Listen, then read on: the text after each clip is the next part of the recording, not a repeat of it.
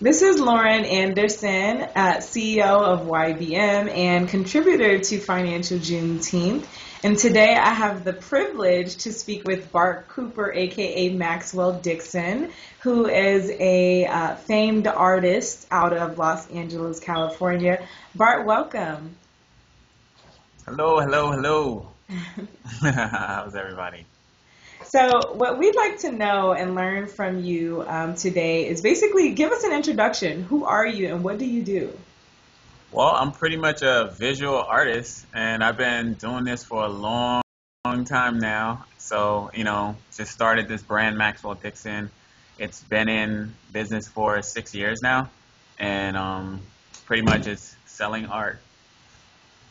So, That's are it you in a nutshell. I'm an artist. so you are the artist and the businessman, is that right? Correct. I'm the artist slash businessman. And actually, I went into business with my cousin, and we both well, he's more on the marketing side of things, but I'm more all art. Yeah, art. hmm Okay. And so, like, what age did you start kind of painting or drawing? When did this begin for you? Well, I've been creating since the first time I started drawing was age 3. So I've been doing this since age 3, and I haven't stopped yet. So yeah, pretty much since the age of 3. What were you drawing at 3 years old? Like circles Um, or something extravagant? Like, Interesting story because like it was like I saw my dad drawing, and he was doing a portrait, and right after he finished the portrait I was pretty much like I asked to get a piece of paper and see if I could do it, and that's how I got connected to drawing. So it was through him that I got my first inspiration to draw something, and then I just been doing that since. so your father was an artist as well? Well, I wouldn't say. Well, he had artistic, he had an artistic background, and he had the skills, but he didn't really. That's not what he did as a profession. But he just did that, I guess, on his spare time. Uh-huh. I see. So what kind of motivated you to go beyond just painting and actually to start a business in the art world? Well, I always wanted to not just be an artist, but most likely one of the things was not just to be a starving artist. That was the key. I wanted to actually make profit off of my art while I was living. So that's some of the things that kind of like made me more business savvy to want to be on the entrepreneur side of things. So yeah, since I was in high school, that's when I really got serious about the art world, but the business side of things. Because I always wanted to pretty much work for myself, Mhm. and that's what inspired me to push into the entrepreneur lifestyle. Uh-huh. Wow. So what does it take, if there's a young artist that will review this video, what does it take to really start your own business as an artist? Like from, I'm sure where you've got a savvy studio downtown LA, what does it take for you to scope out where you want to have your studio, the staff that you have involved? How does the business of art work? Well, the business of art, well, it's kind of interesting because the field that I'm kind of wedging myself in is more on the home decor. So I didn't want to just be in the art world. I wanted to focus more on other vines to swing from. So home decor has been an interesting field that I'm learning still as we get into it. But the art world, I kind of understand that. But home decor, kind of taking my art and creating for homes. So headed in that way. As far as for the studio, I mean, I'm kind of like a person that creates off of like my environment and vibe. So I definitely would want to be in a creative atmosphere. So I surround myself with that. San, Los Angeles happened to be a very creative city, so it Yeah. pretty much works on why I wanted to have my studio in the city. Uh-huh. That definitely makes sense. So when you draw, is it from your imagination? Is it from photos? From life? Where are you getting your inspiration? Well, it pretty much comes from, I say it comes from anywhere. I could just be looking at something or on TV, or just like something could hit me, music, or just someone's story can inspire me, or I try to go to different places and get sceneries and different sceneries and stuff like that. I can get inspired from that. So it comes from anywhere, and I'm kind of like the artist that the end justifies the means. So whether it be inspiration from a photograph, whether it be from music or just what I'm feeling at that time, a mood, that's what's pretty much gonna come out on the canvas. Mhm. Wow. So, speaking of home decor, I love your work. Number one, Oh, thank you, thank we you. have a painting in here of a musician that you did. It's in the other room, but we've got the coasters that we Oh, got from see, you. That is really she cool. got the coasters. That's good. All right, that's So I love your art. I think it's so colorful and vibrant, and it's cool.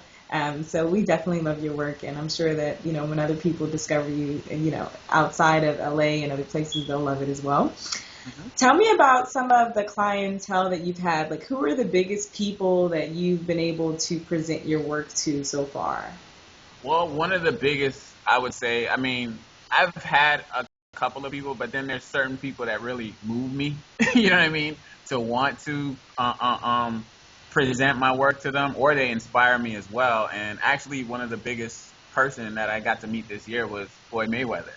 So that was interesting that, he inspired me, and I actually did a piece of him because like I said, it all comes from something. It has to move me. I have to get inspired, and like just seeing his work ethics and his work ethic, his drive, his focus. Those are all the things that I kind of put in my arsenal of my drive and focus. So I admire those things about him, and that inspired me to create a piece of him for him and create that piece. So I would say, as of lately, Floyd Mayweather is at the top of the list.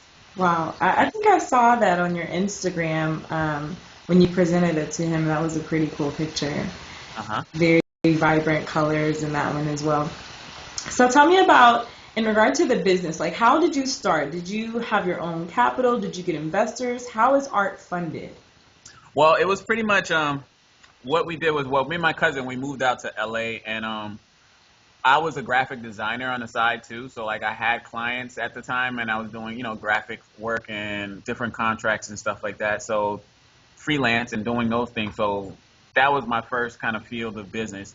And then my cousin, he had his business as well, into more into the banking world, merchants. So like we both moved out here strictly for the weather because we moved from the East Coast of Pennsylvania to out here. So one of the things that we did was, as we were working, we just focused because the plan was to start this brand, this art brand. Me coming from the art world, to start this brand was kind of like, okay, going into the galleries, people love art. All the people that love it, they can just appreciate it, but can't really, don't have the budget for it, for some of those prices. So let's create some sort of market because, I wanted to be in a world where I want my art to not just hang up in galleries and museums or whatever. I wanted my art to, my people's homes to be the galleries of my work. So how can we make this possible so they can be able to afford it? So by doing that, we had to, cut out the middleman, the manufacturer and stuff like that. So we researched what the prices were, what the equipment we needed and stuff like that, what our overhead was going to be. And we pretty much just like put money aside, and put money aside to start this company. So when we had our resources and our money saved up, we pretty much funded the project ourselves and jumped in there and took a chance. And Yeah. been doing it for 6 years now, so it's growing. Wow. Yeah, the brand Maxwell Dickson. Uh-huh.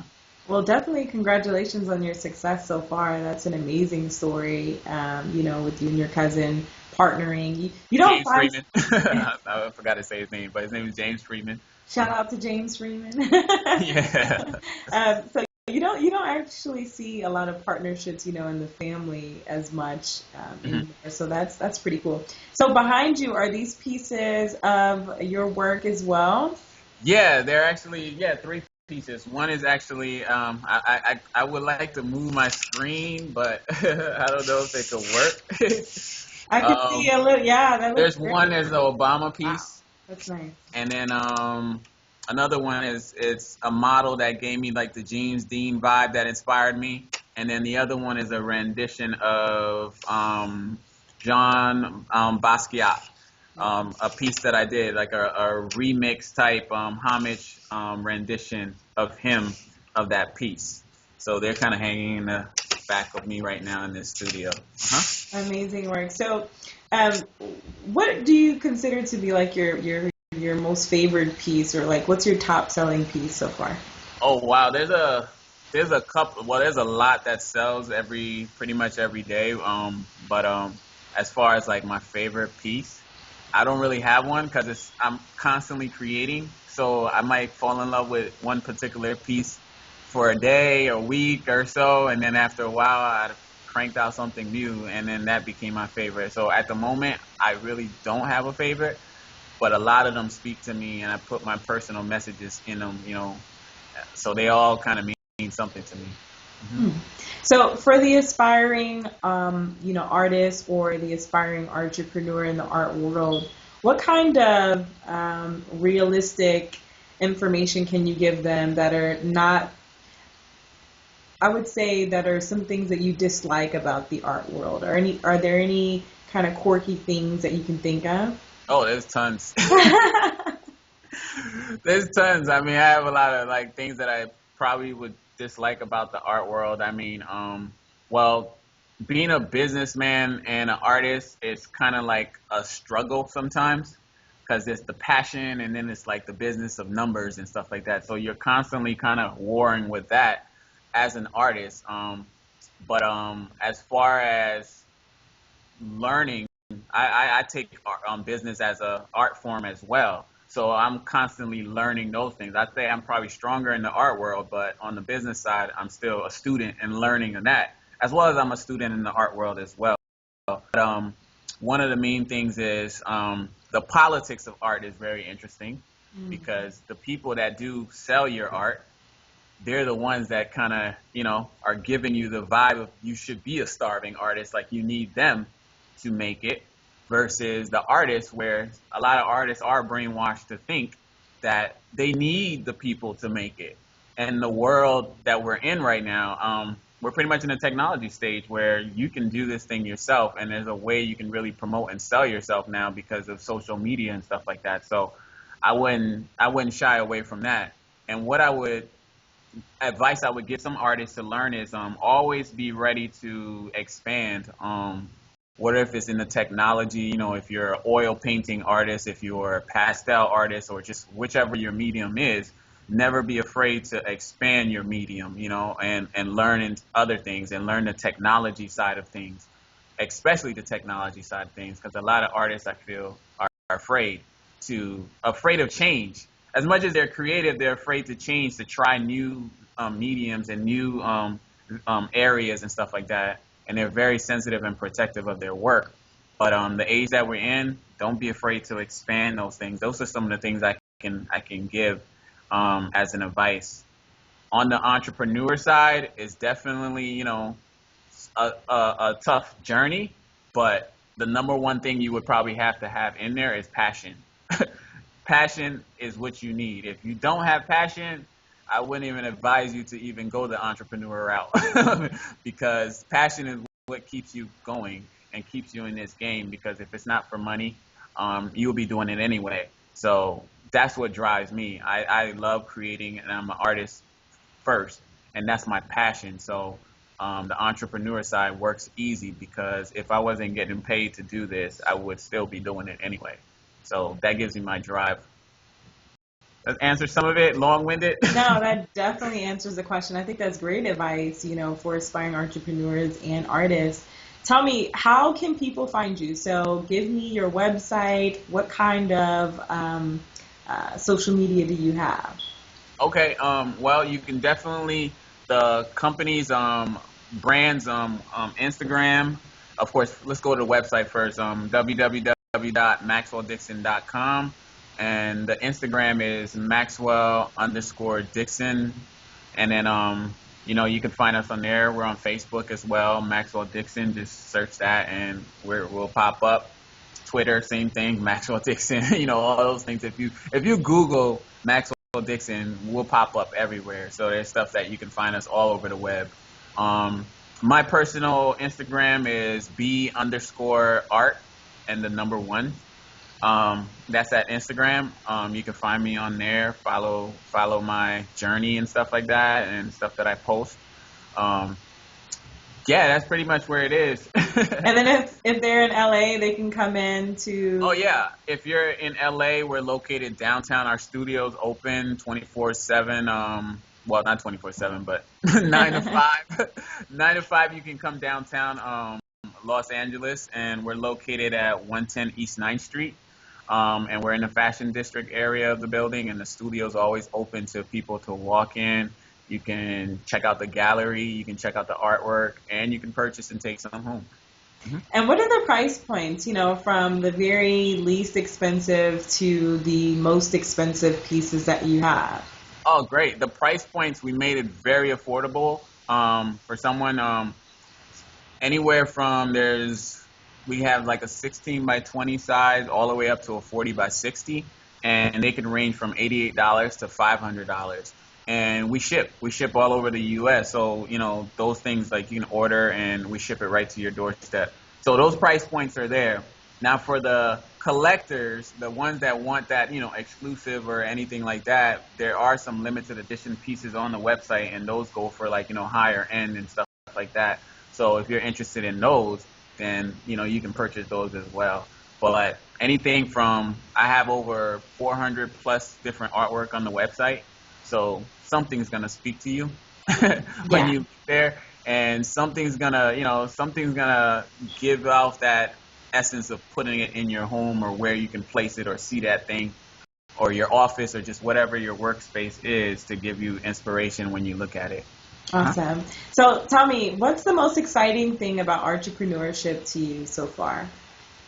The most exciting thing to me well, I'm excited, and I'm blown away every time, because, like, to actually be living your dream of, like, your passion, like, living it out, that blows my mind every day. I've never once got sick of it.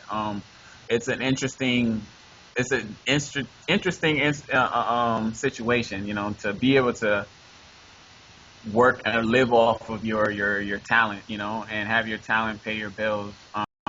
Most likely to write your own check to yourself. That always blows my mind when I have to do that to pay my bills. So, like, that's exciting to me. So I love that. At the end of the month, you're like, to Bart from Bart. Yeah, that blows my mind every time when I do that. I mean, it's a humbling state, because, like I said, it all started from thoughts. Like, me and my cousin, really, when we came to LA, we were just discussing this. It was all a discussion of what plans we wanted to do, and then now to see it advance and actually see it put out there, and physically see the response from people and seeing the growth, it's always a beautiful thing to see and experience.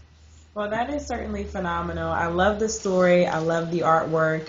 And I would certainly encourage anyone who watches this video to go check out maxwelldickson.com. I got these cute little coasters, and I've got a big. We got coasters. We got pillows. We got what other? We got some other things there. You go on the site. Oh, we got some dope clocks. These clocks that are kind of like artistic looking wall clocks. Now, when I talk about clocks, people are like, clocks, but when you see them, you're like, okay, that's different. that's different, and that's new and innovative. So we have some stuff there that's really artistic. Very cool stuff. Well, thank you so much for your time today, and I'm certain that you should receive more feedback from new clientele, and if anybody wants to shout you out, just give us your social media information one more time. Okay, social media, that's b_art and the number one. That's on Instagram. I'm mostly there posting, because that's the easier way to post artwork and stuff like that. And then the Maxwell Dickson Instagram is Maxwell_Dickson. And then www.maxwelldickson.com is our website.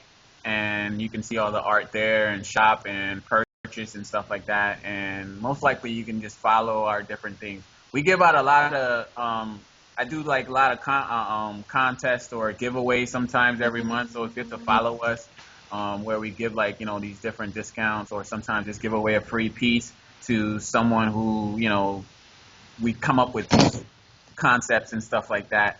So it's good to follow us. And I will be on Periscope. So Periscope, Maxwell Dickson. If you go to that, we and follow us on there.